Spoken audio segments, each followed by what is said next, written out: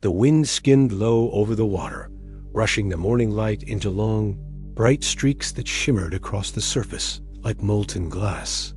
The swell moved in slow, even breath's broad shoulders rising, falling, rising again, each motion carrying the quiet weight of something older than memory. Gulls hung suspended above the shoreline, their wings sharp against the pale sky as they drifted over a rocky point where waves curled white against basalt. Farther out, the water stretched into a deep, endless blue, smooth at first, then rippled, then broken by a sudden, deliberate disturbance, a single tall dorsal fin slicing through the surface with clean precision before dipping away again, leaving only the faintest V-shaped wake. In the distance, two fishing boats motored toward the deeper channel. Their hulls rolled gently, engines steady, nets coiled in tidy stacks. A couple of men in heavy waterproof jackets stood on the stern of the lead vessel, pointing toward the horizon where the fin had appeared. They didn't look nervous, just annoyed, because they knew exactly what that fin meant, and they knew it meant trouble. If you want to hear how an entire pod of Orcas managed to outsmart fishermen for years, costing them thousands of dollars dismantling their routines, humiliating them in ways no one expected, and exposing a mystery that would spiral into something far stranger, stay with this story. And if you like deep dives into real-world animal intelligence and the true crime edge of wildlife encounters, make sure you subscribe so you don't miss what's coming next. The fishermen in this coastal town had always dealt with nature's unpredictability storms, currents, shifting fish stocks, broken gear. But nothing had ever challenged them quite like the Orcas that arrived one early spring and refused to leave. At first, the men assumed these were just transient whales passing through, tracking seal migrations or chasing stray salmon schools. Orcas did that sometimes. They were apex predators, smart, efficient, but they usually moved on. Not these. This pod, later identified by scientists as a rogue offshoot of a larger coastal group, settled into the region like it owned the place. It started with behavior the locals found charming. The whales followed fishing boats, surfaced near docks, played in the wakes, rose close enough for children to gasp and press their palms against the railings. Friendly, people said. Beautiful, others whispered. Bad luck, one old man muttered, barely audible over the engine noise, his eyes lingering on a tall male whose dorsal fin cut the sky like a crooked tower. He was right. Because these Orcas weren't here to put on a show, they were here to hunt. And they weren't hunting fish. They were hunting fishermen. Not literally, the whales weren't attacking anyone, but they were attacking the fishermen's livelihoods in a way that felt almost personal. It started with a longliner named Ray Milan, a broad-shouldered man whose face was weathered from decades of windburn and salt spray. Ray had been working these waters for 30 years. He knew every current, every shelf, every place where sablefish pooled along the seabed. His gear was always clean, organized, and dependable, until the day the Orcas arrived. Ray remembered the first incident clearly. He'd set a long line across a narrow trench where sablefish ran thick that time of year. He'd let the gear soak for the usual amount of time, then motored back to pull it. But when the hooks surfaced, they were stripped clean. Every fish was gone, not torn, not partially eaten. Gone. He cursed, inspected the hooks, rebaited them, reset the line. Same result. He repeated the process a third time. Same thing. He tried another location, then another, then another. It was getting dark when he finally headed back toward shore, frustration simmering. His deckhand, Luis, had stood near the stern, shaking his head, eyes narrowed. "Ray," he'd said quietly, "I saw something." Ray didn't look up from the chart he was trying to read in the dying light. "What?" "Below the boat. When you were pulling the line." Ray lifted his head. "What did you see?" Luis hesitated. "A whale," Ray snorted. Whales don't do that, but they did. The next morning, several other fishermen had the same story. Cleaned lines, missing catches, hooks that looked as if hands, not teeth, had stripped the fish away with surgical precision. And near every boat, Orcas. The fleet tried changing their methods, running different depths, hauling lines faster, changing soak times, but it didn't matter. Every time they adjusted, the whales adjusted faster. Some fishermen lost half their income that season. A few almost lost their boats when angry arguments broke out over whose gear had attracted the pod. Tensions mounted. Voices rose. Threats were made. Everyone blamed everyone else. But deep down, every fisherman knew the truth. They were being outplayed. Word spread to the nearest marine research station, drawing the attention of a young biologist named Claire Anders, someone with a reputation for obsessing over animal cognition, especially among predators. Claire had been studying orca hunting patterns for years. She'd seen footage of coordinated ambushes, tidal wave attacks on seals, and cooperative strategies used by southern pod groups. But she'd never seen orcas target human fishing operations with this level of consistency. She decided she needed to see it firsthand. She arrived in town on an overcast morning that smelled like wet cedar and diesel fumes. She carried a small battered notebook and a camera with a telephoto lens, nearly as long as her forearm. She approached Ray and asked if she could ride with him the next time he set lines. He sized her up with skeptical eyes. "You gonna get in the way?" "No," she said simply. "You gonna tell me to stop fishing?" "No." "You gonna stand there quietly while I work?" "Yes," Ray shrugged. "Fine, but you're buying your own coffee."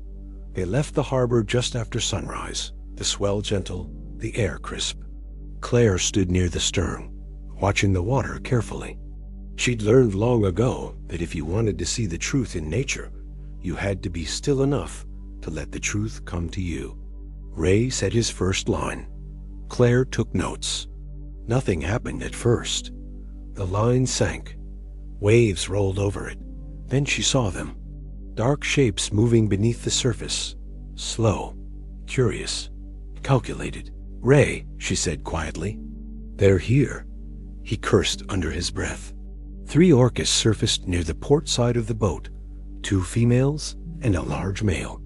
The male had a distinctive notch in his dorsal fin, like a chunk taken out by some long-forgotten battle. The females surfaced with eerie coordination, their dark eyes flashing just above the waterline. "They're watching you," Claire murmured. "Feels like it," Ray muttered. He maneuvered the boat forward and began hauling the line. Claire leaned over the rail, watching closely. As each section of line broke the surface, she saw hooks stripped clean. No damage to the line, no tearing, just missing fish. The whales surfaced again, closer. "They're doing it while the line's still underwater," Claire said. "They know the exact moment you'll haul it." "How?" Ray growled. "They're listening," Ray frowned. "Listening to what?" "The winch, the vibrations. They know the sound of you getting ready to pull the line."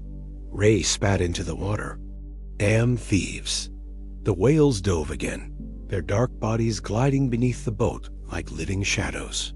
Claire snapped photos, heart pounding. This wasn't random opportunism. This was strategy. Ray set another line farther out. The whales followed. He tried a different method, hauling faster. The whales sped up too. He tried letting the line run slack to confuse them. The whales adjusted their timing. They weren't just reacting. They were anticipating, watching Ray's hands, listening to the gear, mapping patterns. By noon, Ray was seething. Sweat gathered beneath his cap despite the cool air. His deckhand Luis stood stiffly, jaw clenched. Claire watched the whales with quiet amazement. "They know you," she said. "They've memorized your routines." Ray glared at the water. "Well, they can memorize this." He slammed the throttle and veered sharply away from the fishing grounds. The whales followed instantly, keeping pace like torpedoes beneath the surface. Ray changed direction. Hard turn. The whales matched perfectly. He slowed suddenly. They slowed. He stopped completely. They surfaced near the bow, staring. "Okay," Ray muttered. "That's creepy." "It's intelligence," Claire said. "Adaptive intelligence. Social learning. They're teaching each other how to steal from you more efficiently." Ray's hands trembled slightly on the throttle. "Feels like they're mocking us." "Not mocking," Claire corrected. "Winning," Ray grunted. Same thing. Later that afternoon, Ray docked the boat with a defeated slump in his shoulders. Claire stepped onto the pier, reviewing her notes. She'd filled pages with behavioral observations, diagrams, and theories, but she needed more data. And she needed to study the whales up close, which meant she needed another boat. She rented a small rigid-hull inflatable from a local who didn't ask many questions. Then she spent the next week shadowing the fishing fleet, following the whales at a safe distance, documenting their tactics. What she discovered was staggering. The Orcas operated like a coordinated Unit 1 group, shadowed the long lines, and removed fish as soon as they felt tension change. Another group stayed near the fishing boats, watching for gear movement. A third group patrolled the perimeter, intercepting schools of sablefish that fled the commotion. The whales communicated constantly through body language tail slaps, eye contact, synchronized dives, and they adapted to each fisherman individually. They recognized Ray's boat by engine sound alone. They recognized Luce's voice. They knew the difference between two similar vessels. They even knew when fishermen tried to trick them. Claire documented whales waiting silently near a buoy until a fisherman approached. Then, at the exact moment the line shifted, the whales moved in. They ignored fake gear-hauling movements, but responded instantly to real ones. They ignored baited traps set to distract them, but targeted live catch lines with perfect timing. They watched, they learned, they evolved. And the longer Claire observed them, the more she realized they weren't just stealing fish. They were running a system, an operation. A coordinated campaign that felt less like wildlife behavior and more like organized crime clean, efficient and quietly devastating. Fishermen tried everything to stop them. Decoys, different gear types, randomized hauling times, noisemakers designed to repel marine mammals. None of it worked. The whales responded to every attempt with immediate countermeasures. By midsummer, a portion of the town was in open conflict. The older fishermen wanted to chase the whales out of the bay. Younger crews wanted to adapt and work around them. Others wanted to report the whales to federal authorities, hoping someone would step in. But Claire knew intervention would be pointless. "They're not passing through," she told Ray one afternoon. "They've built an entire hunting culture around your fishing operations." "You mean we taught them this?" Ray asked bitterly. "You know," Claire corrected. "Not you specifically, humans, our presence, our routines, our consistency." "Consistency is how we survive," Ray snapped. "Consistency is how they survive too," Claire said softly. Ray stared at her for a long moment. Then he said something she didn't expect. "Then what do we do?" Claire didn't have an answer. Not yet. But she knew they needed one. Because the whales had already shown they were willing to escalate. And by the end of that season, they'd outsmart every fisherman on the coast using methods far more complex than anyone realized. Methods that would eventually uncover a truth darker, deeper, and more unsettling than a few stolen fish. A truth that would shake the entire town and expose the reason the whales had come in the first place. The town of Harbor Point had always lived with the sea, depended on it, cursed it, prayed to it when storms threatened, and thanked it when nets came back heavy. People here measured time not by calendars, but by tides, migrations, and seasons of abundance or scarcity. They understood the ocean's moods the way farmers understood soil. And for decades, they believed they knew every threat it could throw at them. But the Orcas were different. They weren't a storm you could ride out. They weren't a bad year you could push through. They weren't a regulatory headache or a mechanical failure or a changing market. They were thinking adversaries. And that was the part no one wanted to say out loud. By late summer, the fishermen were losing almost a third of their catches. Some had given up longlining entirely and switched to pot fishing, only to find the whales had begun nudging pot sideways to dislodge fish. Others tried trolling with multiple lines, but the whales learned to follow the vibration patterns and precisely time their strikes. Claire watched it all unfold from her small inflatable, taking notes with the same conflicted awe she felt on her first day with Ray. Was rare to witness an entire pod learning at this speed. Rare to see culture developing in real time. Rare to see whales reverse engineer human behavior with such meticulous focus. But something else was happening too, something she didn't fully understand. The whales weren't just reacting. They were initiating. Sometimes when she followed them, they would peel away from the fishing fleet entirely and travel toward a remote cove southeast of town. They rarely hunted there. Instead, they seemed to gather in a loose formation, surfacing in coordinated intervals, releasing low, rumbling calls Claire could feel through the hull of her little boat. It reminded her of strategy meetings. It reminded her of planning. She mentioned it once to Alvarez during a late-night call.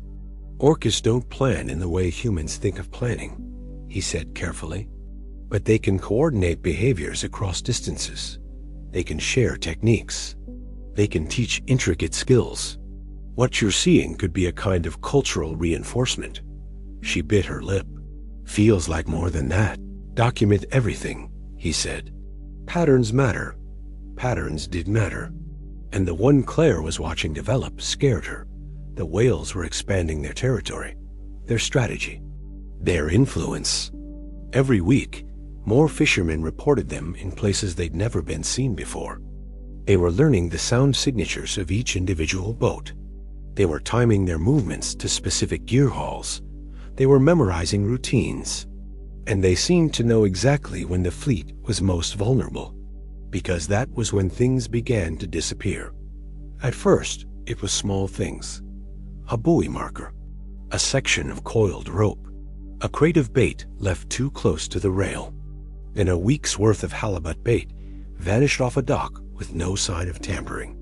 The harbor manager swore he'd locked the storage shed. The fishermen swore no human could have emptied the container that cleanly. The harbor cameras caught nothing except shadows moving on the water in the middle of the night. Shadows with dorsal fins. At a community meeting, voices rose until the room felt like it would split. These whales are destroying us. They're animals, not criminals. They're calculating, can't you see that? They're following the food. Our boats are the food source. You mean we taught them how to steal? Call the feds. They won't do a damn thing. Then what the hell are we supposed to do? Surrender? No one had an answer. Claire sat in the back of the room, notebook closed, listening to anger swirl thicker and louder than the tide that battered the pilings outside. She understood both sides. She admired the whales deeply, but she saw the frustration in the fishermen's eyes, the fear of losing everything they'd built. At one point, Ray stood and spoke, voice quieter than usual. Most of you think these whales are thieves. You're wrong. They're strategists. They figured out how we work, and they figured it out fast. Someone shouted, and we're supposed to just let them win? Ray shook his head. No, but we damn well better understand what we're up against. A fisherman in the front row barked. What we're up against is the end of our livelihoods. Ray paused, jaw tight. What we re-up against is an opponent who is not playing by our rules. The room fell silent, because everyone knew he was right, and no one wanted to admit it. Afterward, Claire approached Ray outside the community center. He was smoking despite the no smoking sign bolted to the railing. You did good in there, she said. Did I? He exhaled. Didn't feel like it. You helped some of them see the reality. He gave a humorless laugh. Reality is, I'm losing money faster than I can make it. Claire nodded. I know. He turned to her. And you love those whales. I can see it. She didn't deny it. They're incredible, she said quietly. Maybe the smartest animals on the planet. Ray looked out at the harbor, hands shoved deep into his jacket pockets. Yeah, he muttered. That's what scares me. 2 weeks later, everything changed. Claire was tracking the pod from a distance when she noticed unusual movement. Instead of following the fishing fleet, the whales had gathered tightly near the mouth of the deep trench east of the cove. Their surfacing intervals were irregular sharp, tense, almost frantic. The big male with the notched fin breached twice in quick succession, the second time angling sharply toward a cluster of rock outcroppings. Something was wrong. Claire started the motor on her inflatable and sped closer, adrenaline spiking. As she approached, she saw the problem. A fishing boat, the Marlin Star, was stuck on a jagged rock shelf just beneath the surface. The hull had split. Water surged inside. Smoke curled from the stern where the engine had taken damage. 2 men were on deck shouting into radios. The whales weren't attacking. They were circling the boat, loudly, aggressively, flashing white bellies. Warning displays. Claire's breath caught. The crew on the damaged boat didn't understand what the whales were doing. One of them threw a wrench into the water in frustration. Another waved his arms wildly and shouted at them to back away. The whales didn't back away. They surfaced closer, forming a moving barrier between the sinking boat and the deeper trench. Claire suddenly understood. The current was shifting. If the bottom dropped out from beneath the damaged boat, it would slide off the shelf into deeper water and sink in seconds. The whales were trying to keep it in place. Holy, Claire whispered, motoring closer. She grabbed her radio. Coast Guard, this is researcher Claire Anders. A vessel is partially grounded on a submerged shelf near the East Trench. I have Orcas displaying defensive behavior. They're trying to hold the boat in position. Repeat, they are preventing further drift. Static crackled. Then, copy that. Rescue team dispatched. 10 minutes out, Ray's voice cut through the channel unexpectedly. Claire, you near the Marlin Star? Yes, she said. Those whales aren't attacking. They're trying to keep the boat from sliding. I know, Claire said breathlessly. You're sure? Yes. Stay put. I'm coming. More fishermen joined the water as distress signals rippled across channels. Within minutes, half the fleet was heading toward the damaged boat and the whales. The pod responded immediately. They tightened formation, positioned themselves between the incoming boats and the Marlin Star, lifted heads and rolled sideways, showing the white of their undersides. Warning, do not come closer. But the fishermen didn't know whale signals. All they saw were massive predators blocking their path. Get those monsters away from the boat. Someone shouted over the radio. They're not monsters, Claire yelled back. They're trying to help. Help? Another voice barked. They've been robbing us blind all season. Claire clenched her jaw.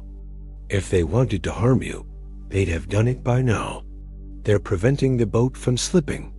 Look at the current. Look at the angle. But fear traveled faster than logic. One of the approaching boats revved its engine and turned sharply, trying to force a gap in the whale formation. The big male intercepted the boat instantly, rising high and slapping the water with his pectoral fin. A warning. A boundary. The fishermen thought it was aggression. They backed off, but only slightly. The tension was razor sharp. The whales swam in tight, frantic arcs. The water churned. The current pressed harder. If the pod broke formation for even a few seconds, the Marlin Star would slip off the rock shelf and disappear.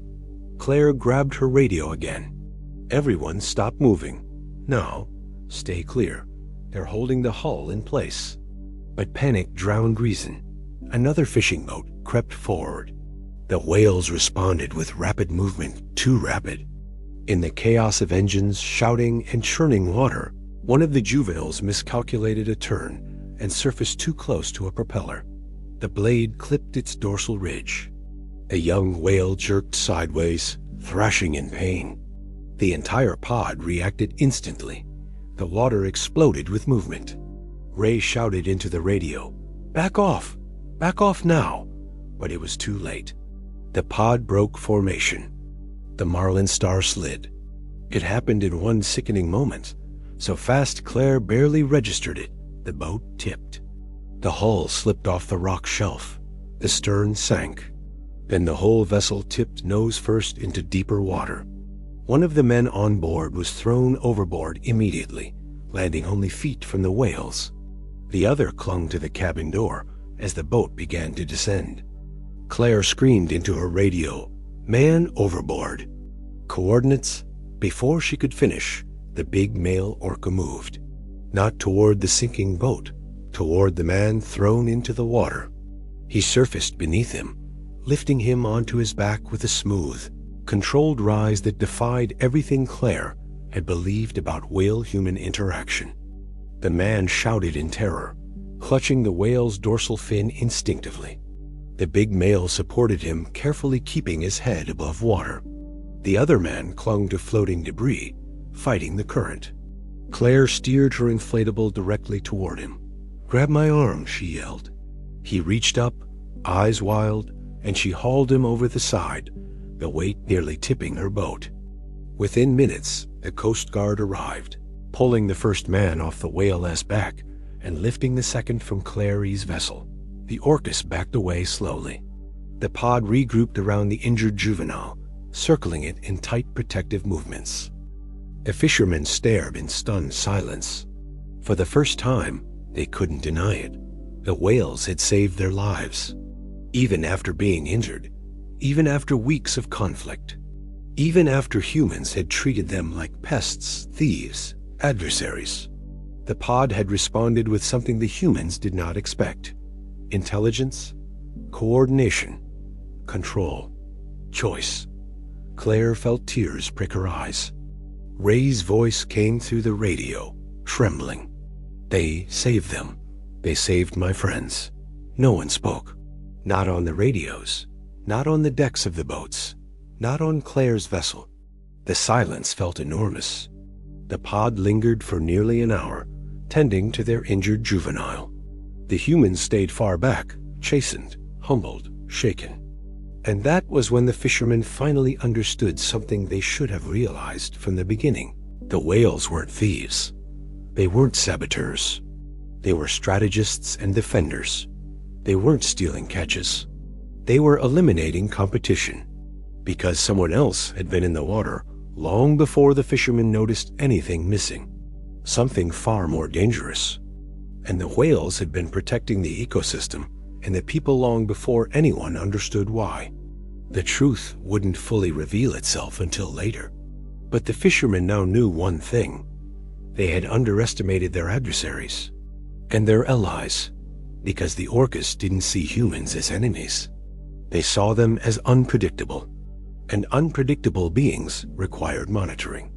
Claire didn't know it yet, but she was about to discover exactly what the whales had been watching, and exactly what they'd been preparing for. The fishermen had been worried about stolen fish, but the whales? They'd been worried about something else entirely, something darker, something alive, something hunting the same waters. And unlike the fishermen, the whales weren't afraid to confront it. For days after the Marlin Star went down, Harbor Point felt strangely quiet. Not peaceful, never peaceful, but subdued in a way that didn't match the crashing surf or the cries of gulls or the usual clatter of fishermen loading deer at dawn. Conversations tapered off when someone walked by. People stood in small clusters on the docks, murmuring, shaking their heads, lowering their voices when others approached, because no one knew how to talk about what they'd seen. Orcas saving fishermen. Orcas organizing themselves with purpose. Orcas showing restraint and precision even after a juvenile was injured. Those weren't the kind of stories you easily fit into everyday logic. They weren't the kind of events you could shrug off as nature doing what nature does. Everyone knew something had shifted. Fishermen who had cursed the whales just a week before now looked out at the water with a complicated mix of gratitude, fear, and confusion. Some avoided going back out entirely. Others went, but watched the surface with jittery anticipation, unsure whether the pod would appear and what that appearance would mean. The younger crews whispered about omens. Older ones talked about cycles and retribution. Some of the more superstitious insisted the whales knew things felt things that humans couldn't. Claire didn't disagree. She'd been documenting animal intelligence for years, but she'd never encountered a situation that felt so deliberate, so aware, so strategic. The whale's intervention during the boat sinking wasn't instinct. It wasn't opportunism. It wasn't random. It was a calculated response to a developing emergency. And that terrified her. Not because the whales were dangerous, but because something big enough to threaten them had to be out there too. After the rescue, Claire had spent every day reviewing her footage. She replayed the moments when the pod tightened around the sinking boat, the moment the big male lifted the man to safety, the moment the juvenile was clipped by a propeller, the circling behavior afterward protective, anxious, communicating. Then she reviewed the moment that had bothered her most, when she'd seen a long, dark shape moving beneath the damaged boat before the pod intervened. She'd initially thought it was a large shark, but sharks didn't move like that. At least not any species she knew in that region.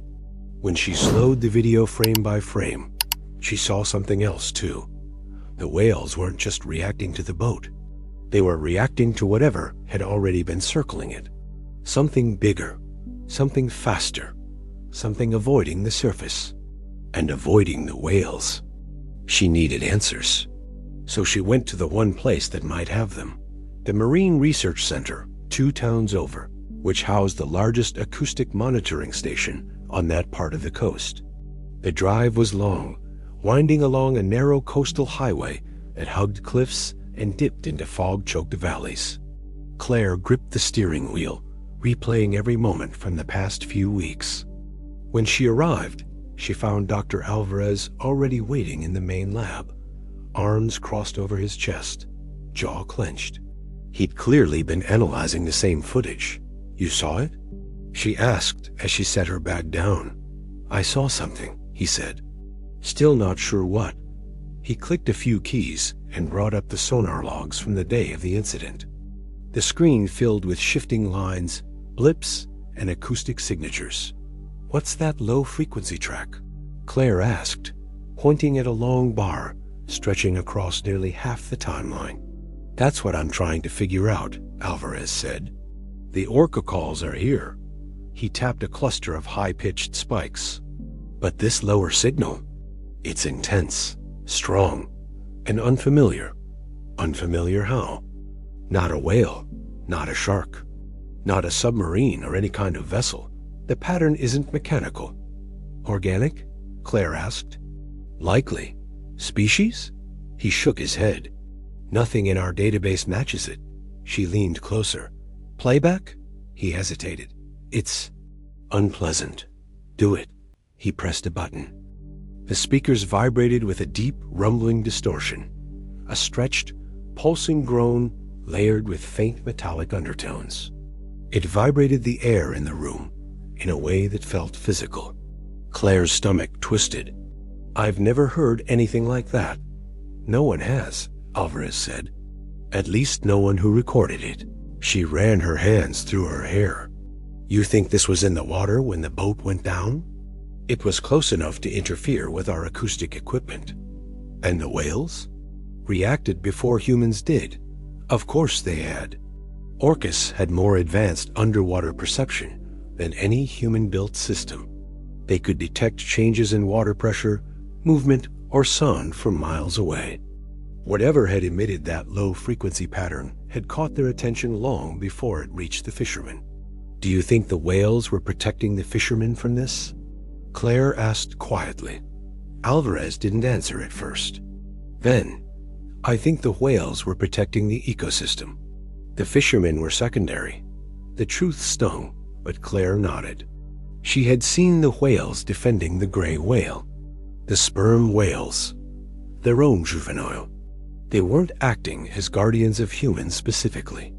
They were acting as guardians of the territory they had claimed. Something had disturbed that territory.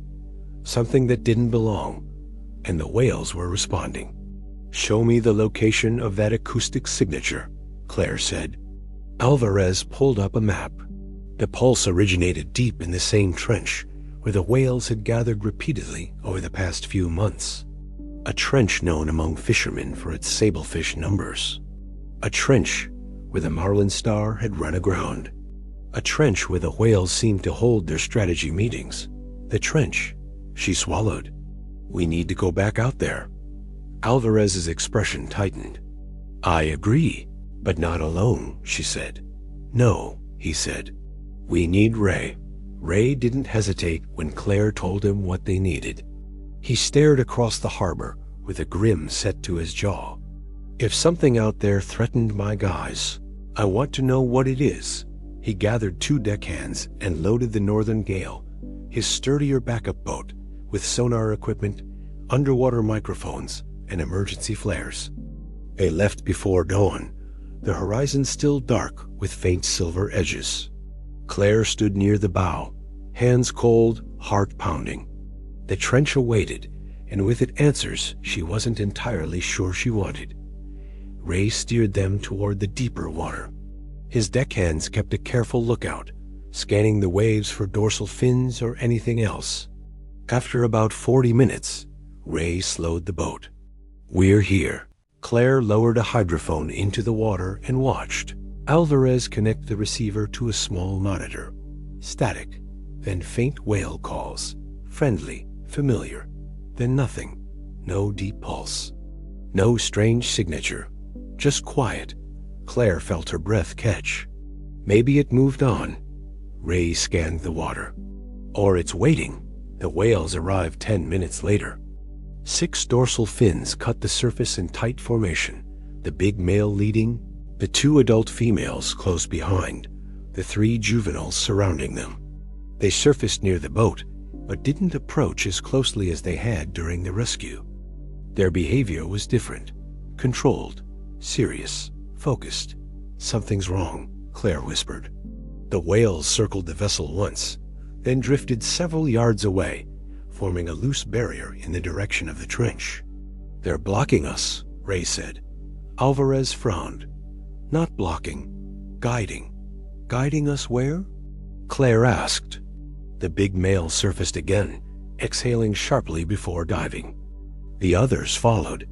A faint ripple moved toward the trench entrance. "They want us to follow," Claire said. Ray hesitated. "Or stay back."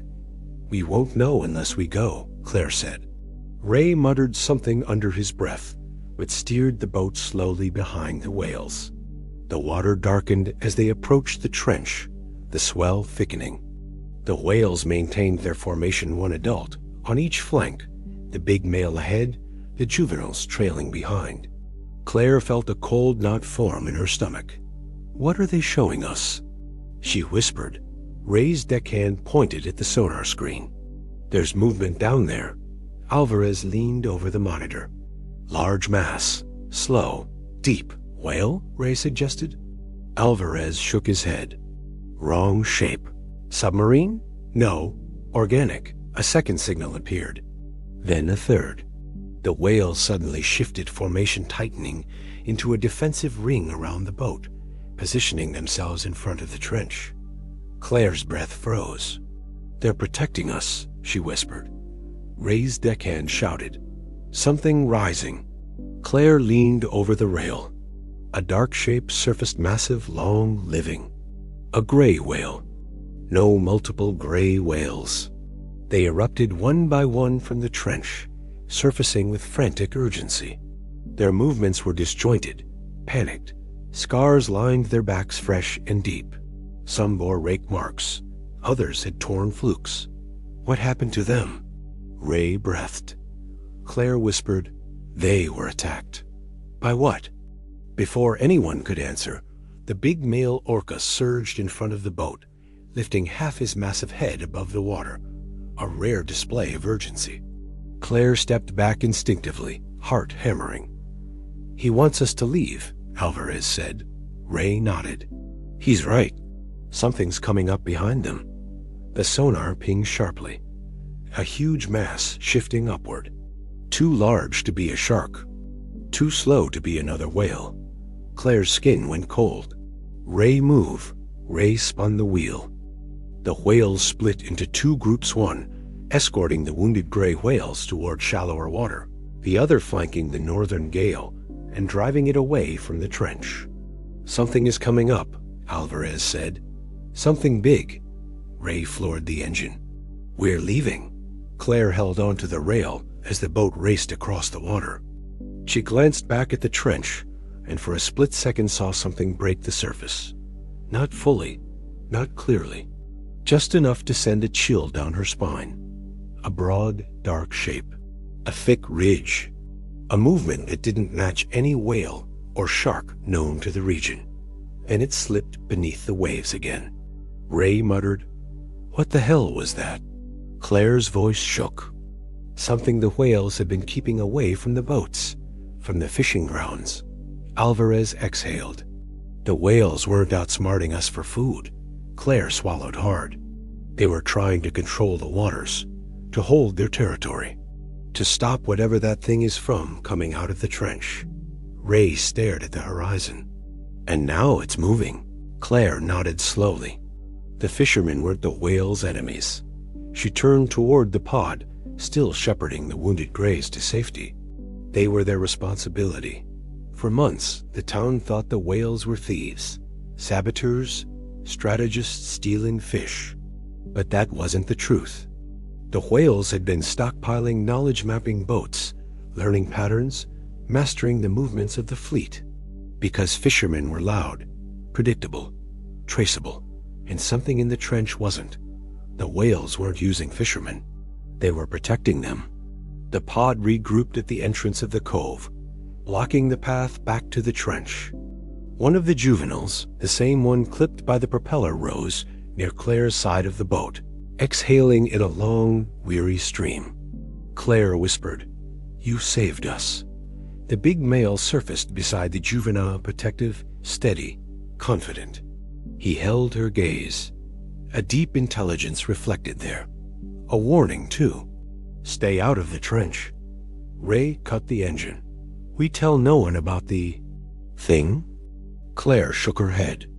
"Not until we know more." "What do we tell them?" "The truth about the whales," she said. "They're not our competition." Ray nodded slowly. "They're our front line." The whales slipped beneath the surface one by one, disappearing back into deeper water. Not fleeing, patrolling, because whatever was in that trench had come closer to the surface than ever before. And the whales weren't going to let it reach the town. Not yet, but Claire knew something with absolute certainty. Whatever had scarred those gray whales wasn't done. And the orca pod, clever, relentless, impossibly intelligent, had been holding back a threat bigger than the fishermen ever imagined.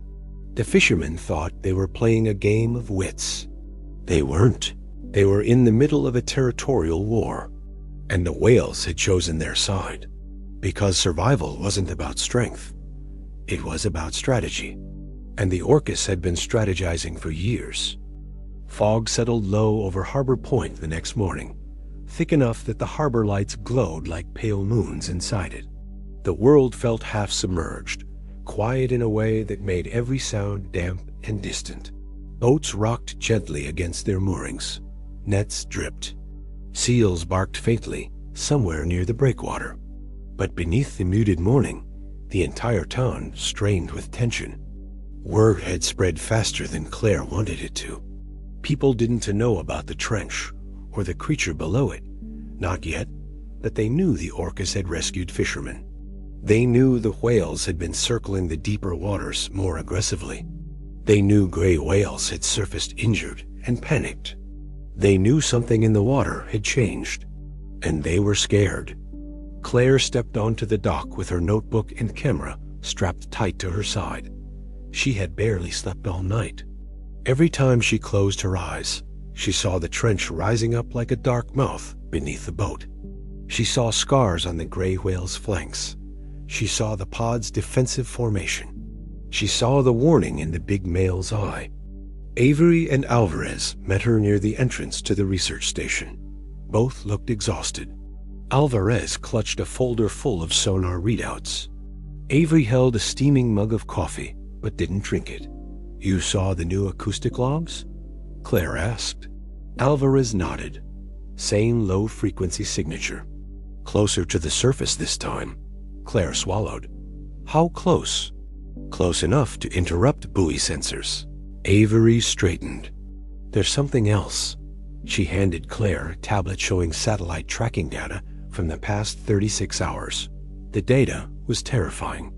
The whale's patrol patterns had become more urgent, more erratic. They'd begun circling the trench in tighter rings, moving at increased speed during certain hours of the night. Several times, the big male and one of the adult females had raced eastward before doubling back, as if chasing something off. These paths? Claire ran her finger along the zigzag trails. They look like defense lines. Territorial reinforcement, Alvarez agreed, but not against us. Against something else. The whales are stretched thin, Avery said. If whatever's down there tries again, they may not be able to push it back. A cold knot formed in Claire's stomach. We need to warn the fishermen. Keep them away from the trench. Avery shook her head. Not without proof. They'll panic. And panic means boats in the water. Exactly what the whales don't want. Alvarez exhaled slowly. We need eyes on the trench. Acoustic, visual, whatever we can get. Claire hesitated. Are you saying we should go back out there? Avery set her mug down. I'm saying we don't have a choice. By mid-morning, the fog had lifted enough to give a clear path to the open water. Ray agreed to take them out again, though his face tightened at the mention of the trench. You three, and no one else, he insisted. My crew stays ashore. I'm not risking them again? That's smart, Claire said. Ray nodded. Smart doesn't make me feel better. They boarded the northern gale and motored slowly into deeper water. Claire kept her eyes on the horizon, searching for dorsal fins or distant surfacing plumes. But the water was empty. Too empty. No birds, no seals, no flashes of baitfish. It was as if the sea itself was holding its breath. Ray murmured, "This isn't normal." Avery nodded. No, it's not. They reached the outskirts of the trench. Claire felt her pulse quicken as the sonar operator Ray insisted they bring one along. This time lowered the hydrophone. Static. Then whale calls farther away than expected. Where's the pod? Claire asked. The sonar operator swallowed. North, quarter mile. Moving fast. Avery frowned. Why aren't they here? Alvarez's voice was grave. Because something else is? A sudden vibration rattled the hull. Not strong enough to knock them off balance, but deep like a low drumbeat rising through the water. Ray froze. What was that? The sonar operator's eyes widened. The signature. It's back. A long, low rumble filled the air through the receiver like a distant groan, stretched into something unnatural. It reverberated through metal, through bone, through nerves. Claire gripped the rail. This is the same thing from the logs, but louder, Alvarez said. Closer. Avery scanned the water. We need visual confirmation. Ray shook his head vigorously. No, we stay on the surface. We stay moving. But the water around them was changing. The swell thickened. A dark mass shifted below, too deep to see clearly, but massive enough to distort the surface. The current bent in a strange sideways pull. Claire took a step back. Ray, she said carefully, we need to turn around. Ray didn't argue. He swung the wheel sharply to port. The boat began to turn, and the water to starboard erupted. A massive shadow rose just beneath the surface, broad, long, and disturbingly smooth, with a slow, rolling movement that made Claire's heart seize. Not a whale, not any whale she'd ever seen. Not anything she'd seen in any textbook, documentary, or research expedition. The thing moved with ponderous momentum, like a creature that had evolved in darkness, deep enough that pressure shaped its every motion. Its silhouette suggested a long, wide body, flattened, heavy, purposeful. It breached the surface just enough for a swell to break over its back. Claire caught 3 details in the half-second glimpse. 1. Skin the color of slate. 2. A deep ridge running along its spine. 3. A scar so wide it could have been made by another giant animal. It slipped beneath the water again, leaving only a spreading ring of disturbance. Avery's voice broke in a whisper. "That's not possible." Alvarez stepped back. "We need to leave, now." Ray jammed the throttle, but the thing below moved faster. A long, wide shadow swept beneath the boat, cutting the water with terrifying ease. The current shifted, swirling violently. The northern gale pitched sideways. "Hold on," Ray yelled. The hull slammed against a pressure wave. Claire nearly lost her grip. The sonar operator scrambled back to the monitor. "It's circling us. Is it hunting?" Avery asked. "No," Claire whispered, watching the water churn. "It's testing us?" "Testing?" Ray barked. "Just like the whales did," Claire said. "Watching, learning, mapping." A massive swell rose behind the boat, unnatural, too steep for the calm day. The shadow surged toward them, but the water to port exploded in a burst of white spray as 6 Orcas broke the surface in unison. The pod. They moved with brutal, urgent speed. The big male cut across the path of the oncoming mass, releasing a rapid series of high-pitched clicks, so loud they vibrated the boat's hull. The giant shadow jerked sideways, disturbed by the acoustic assault. The adult females flanked the big male, tails slashing in sharp, aggressive movements. Their white patches flashed like warning signals. The juveniles circled behind, forming a barrier between the creature and the boat. "They came for us," Avery breathed. "No," Claire said softly. "They came for the trench. For the territory. We're just in the way." But the whales weren't attacking blindly. They were driving the creature back, pushing it toward deeper water with coordinated acoustic blasts and fast, forceful body strikes that never made full contact but guided its direction. The water roared and boiled with movement. Ray steered the boat away as fast as he could without hitting any whales. "Keep us clear," he shouted. A huge dark appendage flipper, fin, or something else broke the surface for a heartbeat. It was thick, leathery, and scarred. A juvenile orca darted too close and was nearly clipped. The big male surged in, blocking the creature's path and forcing it downward with a sharp dive. "Jesus," Ray whispered. "They're fighting it." Avery shook her head. "They're escorting it back to the trench," Claire said. "They're forcing it to retreat."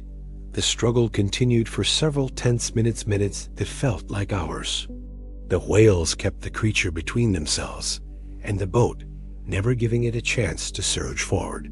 Finally, the shadow sank, deeper, deeper, until the sonar signature faded. The whales slowed, then surfaced in a tight line before the northern gale. Claire leaned over the rail, breath ragged. The big male rose higher than the others, eye breaking the surface, watching her, not aggressive, not frightened, just watching, assessing, communicating. She whispered, "Thank you." The whale held her gaze. Then he dipped beneath the waves. The pod followed, gliding toward the trench in quiet, solemn formation. A line of guardians returning to their post. Ray let out a long, shaking breath. "We are never coming back out here again." No one argued, not Avery, not Alvarez, not Claire, because what they'd seen didn't fit any scientific model. The whales weren't thieves. And they weren't just strategists. They were protectors of an ecosystem humans barely understood protectors, not just from the overfishing humans caused, but from something older, deeper, and more dangerous than anything the town had imagined. In the weeks that followed, the whales kept to their patrol lines. The deep signature never resurfaced near the shallows again. Injured gray whales stopped appearing. The trench quieted. Harbor Point gradually returned to its routines, though nothing felt exactly the same. Fishermen watched the water differently. They moved with more caution, more respect. Ray retired early, sold one of his boats, then the other. He spent his days walking the pier, looking out at the ocean, as if trying to decipher something just beyond human reach. Claire submitted her initial observations to the research center, but withheld the full truth. So did Alvarez and Avery, not out of fear, but out of responsibility. Humanity wasn't ready to understand a predator so intelligent it could organize territorial defense against threats no human had ever documented. Humanity wasn't ready to understand that the Orcas weren't reacting to humans. They were reacting to something else, something still out there, something the whales held at bay. Claire returned to Harbor Point one last time before leaving for another field assignment. She stood at the end of the rocky point at sunset, the sky painted in streaks of orange and violet. The ocean glimmered below her, calm, wide, endless. A single dorsal fin surfaced far offshore. Tall, black, steady, the big male. He surfaced once, twice, a third time slower, deliberate. A farewell. Claire raised one hand instinctively, a gesture she knew he couldn't see, but somehow believed he would understand. The whale dipped beneath the water, disappearing into the glow. She whispered into the wind, "We share this world with minds we barely comprehend." As she turned to leave the cliff, she felt a quiet understanding settle deep in her bones. The Orcas hadn't been outsmarting fishermen for fun. They hadn't been sabotaging deer. They hadn't been waging a petty war. They had been preparing and defending and warning. Because the ocean holds secrets older than any chart, deeper than any trench, and more powerful than anything humanity has built. And sometimes the only reason those secrets stay hidden is because something smarter than us is keeping them there. If this story opened your eyes to the intelligence and mysteries lurking beneath the waves, be sure to like and subscribe. There are more truths out there, waiting in the deep. And the next story might change the way you see the ocean forever.